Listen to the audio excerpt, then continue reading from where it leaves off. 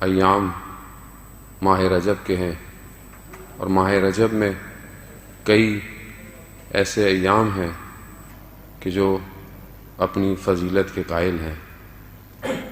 ویسے بھی کوئی بھی دن، کوئی بھی تاریخ ہماری اپنی زندگی سے جب منسوب ہوتی ہے تو یقیناً وہ اپنے کسی بھی واقعے اور اہمیت کی وجہ سے ہم اسے یاد رکھتے ہیں۔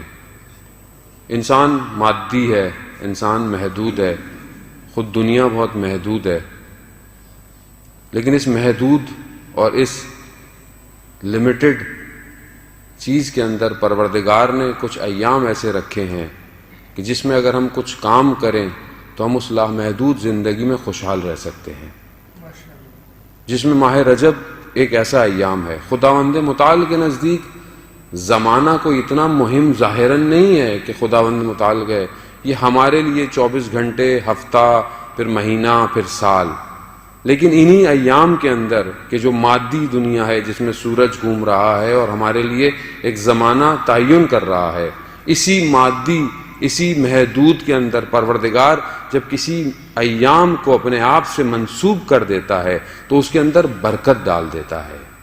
اسی لیے ماہ رجب کو پروردگار نے اپنا مہینہ قرار دیا۔ اب اگر ہم اس سے فائدہ نہیں اٹھائیں گے تو یقیناً ہم باقی چیزوں کی طرح اگر ہم دنیا سے گزر گئے تو روز قیامت حسرت کھائیں گے کہ یہ ایام گزر گئے اور ہم نے اپنی زندگی میں ان کو اہمیت نہیں دی۔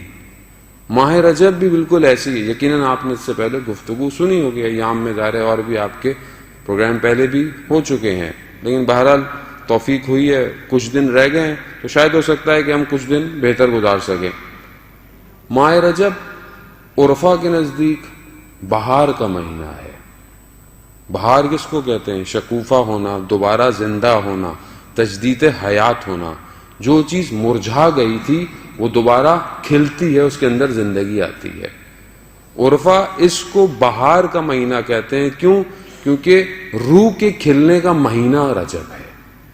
جو لوگ رجب میں محنت کرتے ہیں وہ شعبان میں اس پہ اور محنت کرتے ہیں، نتیجہ ماہ مبارک میں ان کو ملتا ہے۔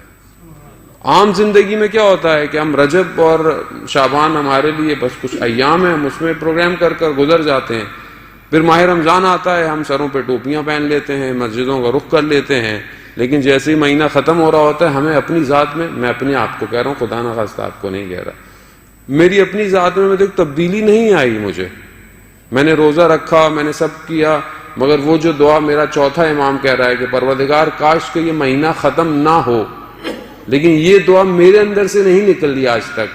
میں 40 سال کے نزدیک ہو رہا ہوں، یہ دعا میرے اندر سے نہیں نکلی آج تک کہ پروردگار کاش کہ یہ مہینہ ختم نہ ہوتا۔ کیوں؟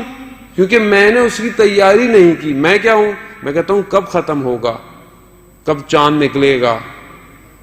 کتنا میرے میں اور سیر ائمہ میں تضاد پایا جا رہا ہے۔ کیوں؟ کیونکہ میں نے ان ایام کو درک نہیں کیا۔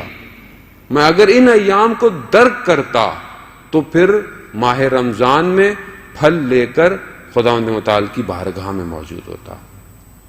اب اس مہینے کے اندر سب سے زیادہ مہم کیا ہے؟ استغفار ہے۔ استغفر اللہ واسأل التوبہ، یعنی توبہ کرو۔ کیا میں واقعاً کر پا رہا ہوں؟ یقیناً زندگی بہت مصروف ہے۔ اب آپ بولے مولانا صاحب ٹائم نہیں ملتا زندگی، آپ کو کیا پتا؟ مولانا صاحب کا تو کوئی کام نہیں ہوتا، کتابیں پڑھتے ہیں یا مجلسیں پڑھتے ہیں، لوگ سارے مصروف ہیں، لوگوں کے پاس سارے مصروف ہیں، تو آپ کو کیا پتا؟ جاب ہے، یہ ہے، وہ ہے۔ خوب دیکھیں ساری چیزیں اپنی جگہ پر ہیں، مگر کیا خداوند متعال نے جب ہمیں خلق کیا تھا کیا وہ نہیں جانتا تھا کہ انسان آگے والا اتنا مصروف ہو جائے گا؟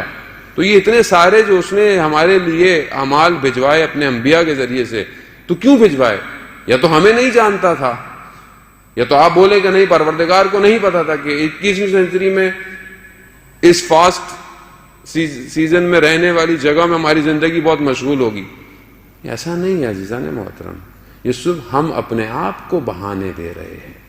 ہم چاہیں تو اپنی رفتار کو اولیاء کی رفتار کے قریب کر سکتے ہیں اگر چاہیں تو، اور نہ چاہیں تو